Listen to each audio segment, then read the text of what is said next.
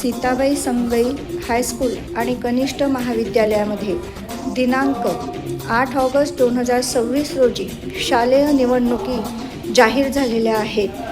त्यानिमित्त 7 ऑगस्ट 2026ला नामांकन अर्ज भरताना विद्यार्थी व त्यांचे समर्थक 5 विद्यार्थी निवडणुकीकरता उभे राहत आहेत आणि ते या निवडणुकीचा नामांकन अर्ज त्यांच्या प्रस्तावक आणि अनुमोदकांसह भरत आहेत.